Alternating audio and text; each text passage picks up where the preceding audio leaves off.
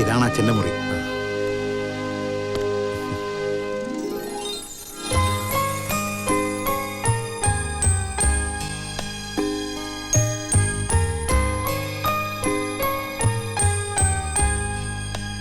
ഇതൊക്കെ അമ്മേ? എല്ലാ വർഷവും നിന്റെ ഒരു ഫോട്ടോ നിന്റെ അച്ഛന് വലിയ നിർബന്ധമായിരുന്നു. എല്ലാ പിറന്നാളിനും ഞാൻ നിനക്ക് തരാറുള്ള സമ്മാനം നിന്റെ അച്ഛൻ നിനക്ക് വേണ്ടി കൊടുത്തയക്കുന്നതായിരുന്നു. ഇത്രയും നമ്മളെ സ്നേഹിക്കുന്ന ഈ അച്ഛൻ്റെ കൂടെയുള്ള എത്രയോ വർഷങ്ങളല്ലമ്മേ നമ്മൾ മിസ് ചെയ്തത്. ഇനിയുള്ള എൻ്റെ ആയുസിൻ്റെ പാതി ഈശ്വരൻ അച്ഛന് കൊടുത്തോട്ടെ. അത്രയും നാളെങ്കിലും എനിക്ക് എൻ്റെ അച്ഛനോടൊത്ത് കഴിയാലോ. മോനെ,